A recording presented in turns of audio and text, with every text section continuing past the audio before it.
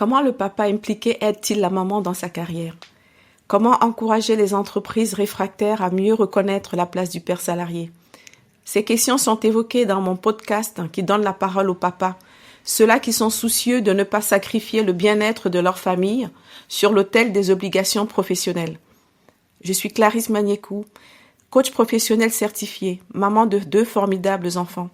J'accompagne les femmes salariées ou entrepreneuses à concilier au mieux au quotidien la vie privée et la vie professionnelle. Et si nous écoutions aussi les papas, nos alliés? Bienvenue dans mon podcast. Je vous souhaite une très belle écoute.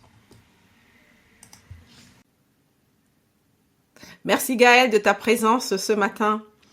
Tu es reconnu comme un allié de la cause de l'égalité professionnelle, un défenseur déterminé du bien-être au travail, de l'équilibre vie privée-vie professionnelle, comme le montrent tes prises de parole assumées sur ces sujets-là. Veux-tu bien te présenter, s'il te plaît, Gaël? Alors, je suis Gaël Châtelain-Berry. Je suis auteur, conférencier, podcasteur, donc on est collègues, Clarisse. Et effectivement, j'essaye d'aborder plein de sujets autour du bien-être au travail, dont fait partie, bien entendu, l'équilibre vie pro, vie perso, et tous ces sujets qui font que notre quotidien peut être plus ou moins simple. Et combien d'enfants as-tu? Alors, je suis effectivement papa, et je suis le papa de 2 garçons. Solal, qui a 25 ans, donc qui vole déjà de ses propres ailes, et Zachary, qui a 16 ans, et que j'ai une semaine sur 2. D'accord, très bien. Car je suis séparé, donc je suis papa isolé une semaine sur 2, comme on dit. Gaël, quand t'es-tu senti être père?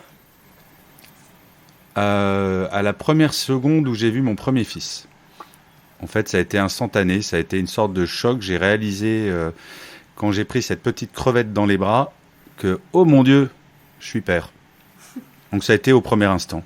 Mais comme beaucoup, je pense. D'accord. Comment s'est construit l'équilibre familial après la naissance de tes enfants? En fait, j'avais la chance déjà à l'époque d'être indépendant. Donc j'ai passé beaucoup de temps avec mes garçons. J'ai eu la grande joie de faire toutes les nuits de mes garçons. Donc comme j'ai la chance aussi de dormir peu, donc voilà, le lien il s'est fait parce que j'avais des instants privilégiés à minuit, à 3h du matin, à 6h du matin, pendant assez longtemps en fait. Justement, vis-à-vis de l'entreprise, ça s'est passé comment? Comme je te le disais, Clarisse, à l'époque, j'avais la chance, en tout cas pour cela, donc mon grand, j'avais la chance d'être indépendant, donc j'ai pris tout le temps qu'il fallait.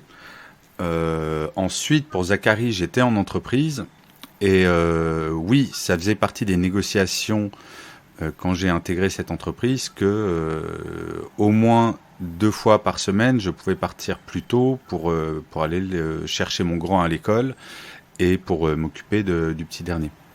D'accord. Comment décrirais-tu ces moments-là? C'est-à-dire les moments avec mes enfants? Oui, tout à fait. Je sais pas si je peux les décrire. En tout cas, j'en ai un souvenir d'amusement, d'émerveillement. C'est un truc de fou de voir nos enfants grandir. Et je pense que tout parent dira la même chose. On a toujours le sentiment qu'ils sortent de la maternité, même quand ils ont 25 ans, en fait. Et quand j'en parle à ma propre mère, et j'ai 53 ans, elle me dit la même chose. Donc quand on a 53 ans, qu'on se fait toujours appeler mon bébé, c'est quand même bizarre. Mais je comprends. Comment l'organisation familiale a été repensée après la reprise du travail de la mère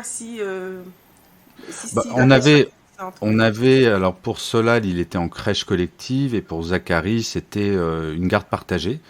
Alors ce qui est très mignon, ça j'en garde un souvenir assez émerveillé, puisque le meilleur ami de Zachary, encore aujourd'hui, il l'a rencontré, il avait 3 mois, puisque c'était le petit garçon Gabriel, avec qui il est pote depuis qu'il a 3 mois. Ils se sont rencontrés 3 mois après leur naissance, et ils sont toujours amis 16 ans après.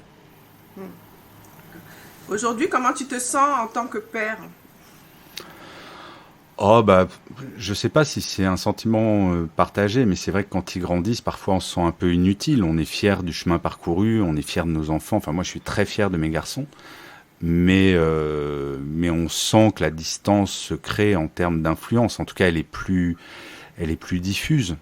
On aimerait parfois qu'ils soient petits, et à la fois, on fait pas des enfants pour qu'ils restent à la maison, on fait des enfants pour qu'à un moment ils grandissent, qu'ils aient des valeurs et qu'ils quittent le nid familial. Mais voilà, c'est une évolution qui est normale, naturelle et saine. Mmh. Tu as été manager. Comment tu faisais à l'époque face à un père salarié, un jeune père salarié par exemple? C'est ce que je disais. J'avais parlé avec mes managers en expliquant que 2 fois par semaine, voire 3, je partais plus tôt et que ma priorité c'était mes enfants et que si jamais il fallait partir en urgence, je partirais en urgence.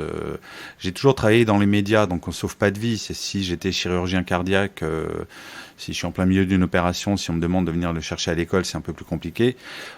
Quand on est salarié dans une entreprise de médias, c'est beaucoup plus simple. Et j'avais des gros postes dans les médias.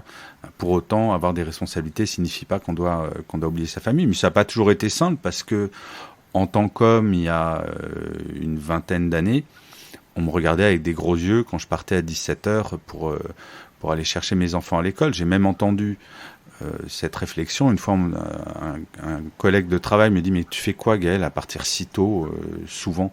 Et j'explique que je vais chercher mes enfants à l'école. Et il a osé me répondre « Mais dis donc, t'as pas une bonne femme pour faire ça ?» Donc je crois que c'est là où j'ai compris qu'il y avait encore du chemin à faire.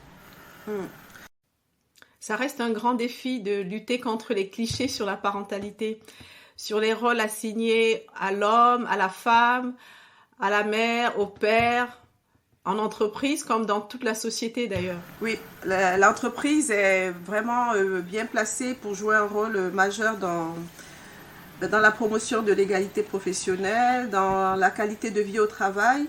Si tu avais une baguette magique, Gaël, comment aiderais-tu les pères salariés, par exemple, à concilier la vie privée et la vie professionnelle? Mais je pense que ce qui est très important, c'est qu'on change tous les paradigmes. C'est-à-dire que la génération de mes parents et la mienne d'une certaine manière, on ne donne pas à l'homme le rôle de père dans la société.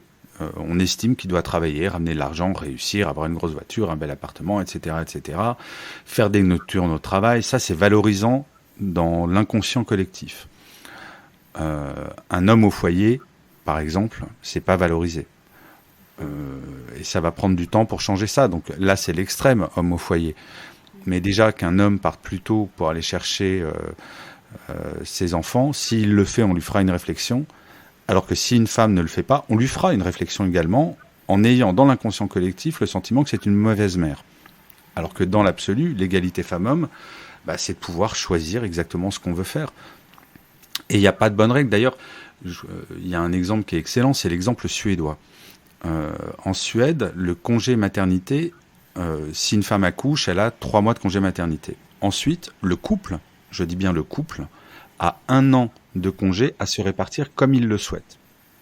Ce qui signifie que si la femme veut retourner travailler au bout de 3 mois et son mec rester, ou son mec ou sa compagne d'ailleurs, femme, c'est dégenré, peut très bien s'arrêter 1 an. Mais ce qui veut dire qu'avec cette chose-là, non seulement on enlève dans l'inconscient collectif le fait que c'est forcément la femme qui doit sacrifier sa carrière sur l'autel de la maternité, mais en plus, il n'y a aucune discrimination à l'embauche parce que toutes les femmes ont entendu, avant d'avoir des enfants, pendant un entretien d'embauche, cette célèbre phrase « Est-ce que vous comptez avoir des enfants ?» Moi, en tant qu'homme, on me l'a jamais posée. Jamais. Et en faisant comme ça, en Suède, plus personne ne pose la question parce que, homme comme femme, on peut disparaître 1 an pour s'occuper de nos enfants. C'est vrai que la Suède est chef de file en matière de parentalité équilibrée. Déjà, les mots utilisés disent tout. On parle plus de congé parental que de congé paternité et de congé maternité, comme en France. C'est 16 mois de congé parental indemnisé à partager entre le père et la mère, dont 3 réservés exclusivement au père. Ce qui veut dire que le père et la mère ont les mêmes droits face à l'employeur. Tout ça montre que la Suède considère la parentalité comme un grand enjeu sociétal qui doit être suivi d'une politique volontariste et généreuse. Dans les pays nordiques, et spécifiquement en Suède, c'est surtout que le pouvoir a toujours été en entreprise et le pouvoir politique a toujours été partagé entre les hommes et les femmes. Il y avait même des dirigeants de vikings, ce qui était quand même au Moyen-Âge. Donc ça fait partie de l'inconscient collectif. Et changer un inconscient collectif, ça prend du temps. Et on est au début de l'histoire, là, au tout début.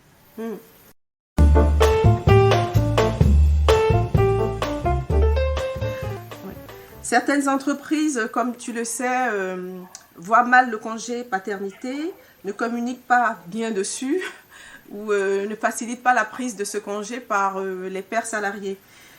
Qu'est-ce qu'on peut faire de mieux, justement, pour faire bouger les lignes ? Je pense à Litchi, qui a allongé le congé paternité, qui le rend obligatoire. C'est-à-dire qu'un jeune père n'a pas le choix. Il a 1 an pour prendre son congé paternité. Et je trouve que c'est un bon moyen pour faire passer le message aux pères que la priorité, c'est le fait d'être papa, pas d'être salarié de Litchi. Et c'est vrai, nos enfants sont quand même 1000 fois plus importants que n'importe quel job. Mais je pense que le rendre obligatoire le congé paternité, c'est plutôt une bonne idée, puisque ça déculpabilise. Il y a encore des hommes qui ne prennent pas le congé paternité parce qu'ils sont dans des environnements où ils pensent que ça va jouer contre leur intérêt pour leur carrière. Le rendre obligatoire, ça fait passer le message que non, c'est la normalité en fait de prendre un congé paternité. Est-ce qu'il y a quelque chose de plus marquant dans une vie qu'une naissance ? Franchement, je crois pas. C'est vrai, c'est la vision individuelle de ce qui est important pour soi. À l'époque, Gaëlle, comment tu faisais justement pour équilibrer la charge mentale à la maison ? Parce qu'on sait bien que ce sont surtout les femmes qui supportent le plus la charge mentale. Concrètement, comment tu prenais ta part ? La question s'est jamais véritablement posée, en fait. Et en vieillissant, je me suis encore plus amélioré. Là, pendant une dizaine d'années, j'ai été dans une famille recomposée où il y avait 5 enfants à la maison, 1 semaine sur 2, 4 ou 5 en fonction. Et il se trouve que moi, je travaillais chez moi, et ma compagne de l'époque travaillait dans un bureau de l'autre côté de Paris. Je gérais absolument toute la logistique quotidienne tous les jours. Et pour nourrir toute cette marmaille, comme on dit, ça demandait du boulot, mais c'était simple. En fait, je crois que ça soit avec la mère des garçons ou après, ça a toujours été une question de discussion. Et je ne suis qu'un être humain, donc imparfait par nature. Donc je dis pas que j'ai été le compagnon parfait sur tout, mais en tout cas, on en parlait, on partageait autre chose. Je crois que c'est comme en tout, c'est la communication, le cœur d'un bon équilibre. Et la charge mentale, très honnêtement, je pense qu'elle peut être levée si on parle au sein du couple de toutes ces questions. Et que si un soir j'ai oublié de faire les courses, c'est pas un drame si on mange des pâtes au beurre. Personne va mourir mais il faut en parler. D'accord. Le dialogue, la communication, et puis ne pas être trop à cheval sur le perfectionnisme. Non mais voilà, c'est ne pas vouloir être parfait ou parfaite est essentiel. C'est on le sera jamais. Et 2, est-ce que c'est si important que ça ? Le tout, c'est d'arriver à trouver ce bon équilibre, à être bien dans ses baskets, à pas culpabiliser si on fait un truc mal. Voilà, si je fais des pâtes au beurre un soir, ça veut pas dire que je suis une mauvaise mère ou un mauvais père. Ça veut juste dire que j'ai pas eu le temps ou que mon épicerie était fermée ou peu importe. Faut relativiser en se disant que on fait de notre mieux. Voilà, je crois que c'est ça la clé, c'est de toujours essayer de faire de son mieux. Donc, tu as partagé tout à l'heure ton expérience en tant que père salarié. Tu as assumé justement de prendre ta place de père salarié au sein de l'entreprise. Et quel a été le regard de ta hiérarchie par rapport à... En gros, à cette époque, j'avais pas donné le choix. C'était pendant les entretiens de recrutement. J'avais évoqué très clairement le fait que j'étais père et donc que j'allais partir plus tôt certaines journées. Et s'ils voulaient pas, tant pis, ils me recrutaient pas. Et je crois que les jeunes papas maintenant, parce que moi je te parle d'une époque où il y avait du chômage qui touchait à peu près 10%, donc on était loin du plein emploi. Maintenant, pour les jeunes hommes diplômés, c'est le plein emploi, je parle dans les grandes villes. Et ils peuvent donc c'est très difficile de recruter. C'est charge aux hommes de parler de leur statut de père pendant les entretiens en disant bah voilà, moi je vous préviens, le lundi, le mercredi et le vendredi, je partirai plus tôt parce que je vais chercher mes enfants à l'école ou parce que j'ai envie de m'occuper de mes enfants. Donc voilà, on a une responsabilité également. Et il ne faut pas culpabiliser en tant que père de dire bah, mes enfants sont ma priorité dans ma vie. Il n'y a rien de choquant à dire ça. Et pour autant, peu d'hommes osent le dire pendant leurs entretiens de recrutement. Oui, c'est encore très lié à la vision de la société sur le rôle, la place du père par rapport à la place de l'homme en général. Oui, oui. La place de l'homme avec un petit H en général, où on est valorisé en tant que professionnel, on ne l'est absolument pas en tant que père. Mais tu sais, Clarisse, il suffit même de regarder quand nos enfants sont tout petits, à l'école maternelle, et qu'il y a la fête des pères et la fête des mères. Moi, ça m'a toujours profondément choqué de voir que pour la fête des mères, mais les gamins, ils travaillaient pendant des semaines pour faire des super trucs. Nous, en tant que père, la maîtresse, elle demandait aux enfants de faire une pauvre carte. La mère est toujours valorisée. Oui. Alors bien sûr que la mère est importante, mais on n'est pas rien. Sauf que dans la société, depuis des siècles, là, on valorisait l'homme, avec un petit H, en tant que professionnel. Et la génération de nos pères, donc ceux qui sont nés quasiment avant la Deuxième Guerre mondiale, ils n'ont jamais changé une couche. Jamais. Donc voilà, ça évolue petit à petit. Donc faut pas tirer la sonnette d'alarme. C'est une évolution qui est lente, une évolution par rapport à une situation qui existe depuis des siècles. C'est vrai que les jeunes papas veulent vraiment assumer leur part dans la parentalité. Dire non au rôle secondaire du papa et mieux partager la charge mentale à la maison. Mais d'où l'importance d'en parler pendant un entretien de recrutement, par exemple, et de dire « ma priorité sont mes enfants ». J'entends le recrutement comme espace pour évoquer les attentes liées à la paternité.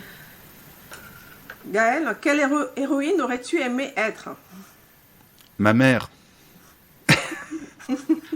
Non, mais quand on me pose la question de qui est mon héroïne, j'aime pas tellement la notion de héros. Je parlerai plutôt de gens qui nous inspirent.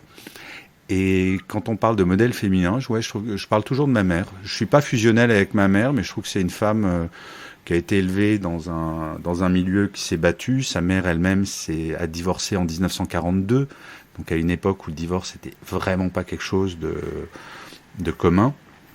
C'est quelqu'un qui se plaint jamais, qui bosse. Enfin bon, bref, voilà, c'est mon modèle d'héroïne, c'est juste ma maman. J'aurais pu te dire Wonder Woman. Si je devais répondre, si oui, allez, Wonder Woman, mais pas pour son aspect physique, c'est parce qu'elle a un lasso, je ne sais pas, qui, quand elle s'en sert, oblige la personne à dire la vérité. Donc voilà, je dirais Wonder Woman, juste pour ce kiff d'utiliser le lasso. Le lasso de l'égalité, de la paternité incarnée. Je l'adopte tout de suite. Merci Gaëlle. Est-ce que tu as un retour sur tes prises de parole publiques sur le sujet de l'équilibre vie privée, vie professionnelle, sur tes publications, sur tout ce que tu mets en place justement pour essayer de faire évoluer les mentalités ?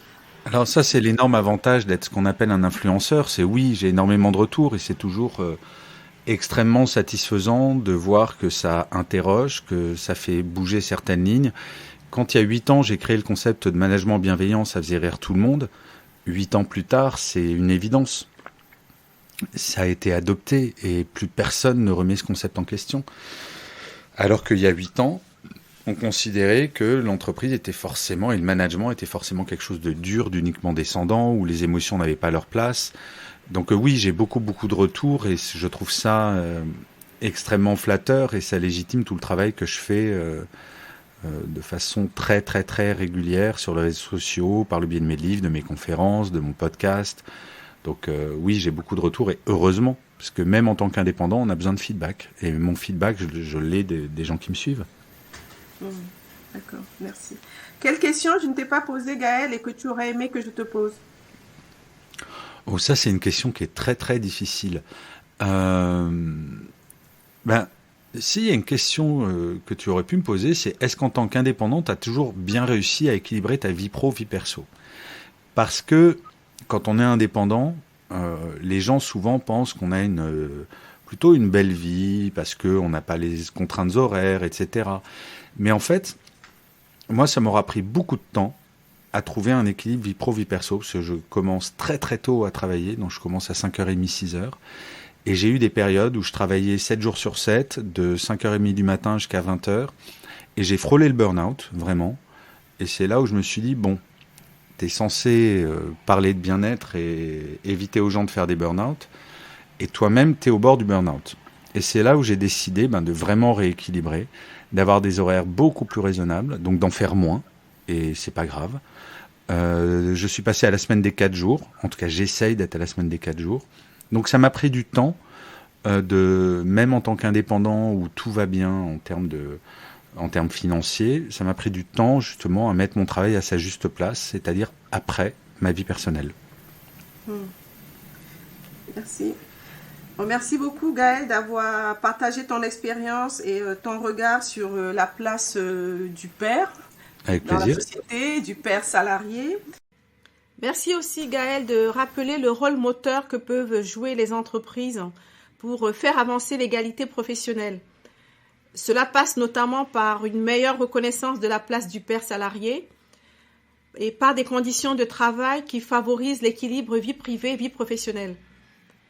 J'ai également retenu la place à accorder au dialogue, à la communication au sein du couple pour construire l'organisation familiale qui permet d'alléger la charge mentale de la maman. Chers auditeurs, un grand merci pour votre écoute. Pour soutenir mon podcast, vous pouvez vous abonner sur votre plateforme préférée. Vous pouvez aussi le partager ou mettre des commentaires. N'hésitez pas à me suivre sur LinkedIn. Je vous dis donc à très bientôt.